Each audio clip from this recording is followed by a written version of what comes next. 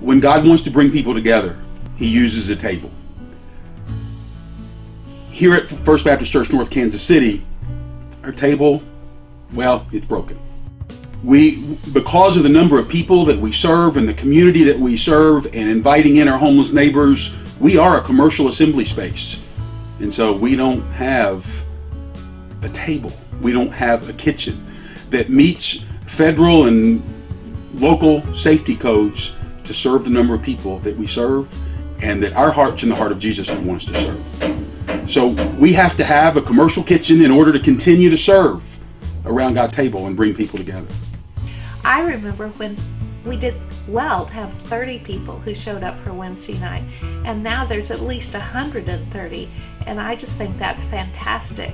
On Wednesday nights we have a church-wide fellowship meal, and really the purpose of that is to bring people together around the table for fellowship and food, and ultimately to be able to build relationships, whether it's a family coming together for one time during the week or whether it's the church family coming together.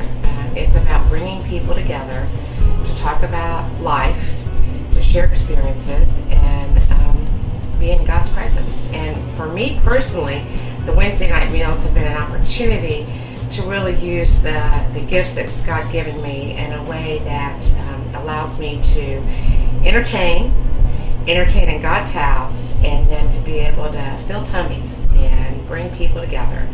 We have been graciously given a temporary reprieve to have a residential style kitchen going on in our commercial assembly space, and we have about 18 more months of being able to do that, and then our kitchen will be shut down. And so we won't be feeding our church family. We won't be gathering around the table in times of grieving after a funeral. We won't be inviting in the high school. We won't be feeding our homeless neighbors. We won't be providing food for hungry children in our neighborhood.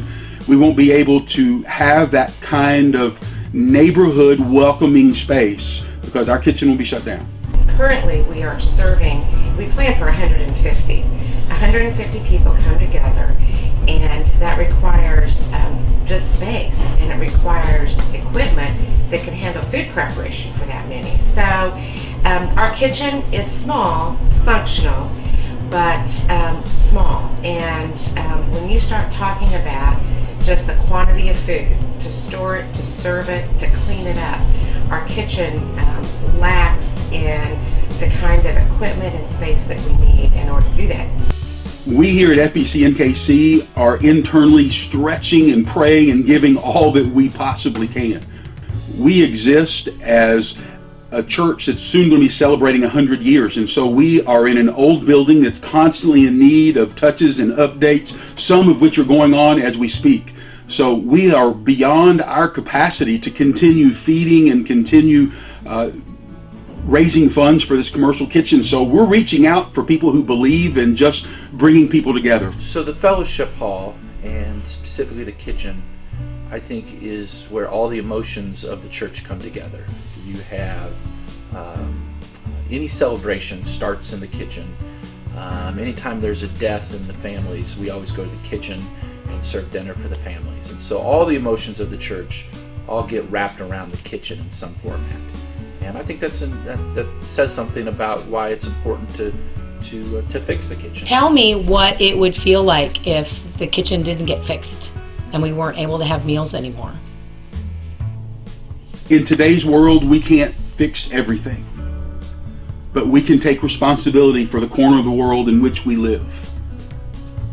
At 2205 Iron Street at FBC NKC, we want to take responsibility for the corner of the world in which we live. And the ability to do that is greatly hampered if we don't have a kitchen and a fellowship hall. And we want to take responsibility for the corner of the world where people from all different walks of life come together and people learn to be family together. People who think they don't have a chance, who don't have hope, who've been forgotten and left out and left behind. We are the place, and we seek to be the place where there's a place called home, a place around God's table called home. So we're asking for your help in allowing us to provide that safe place called home.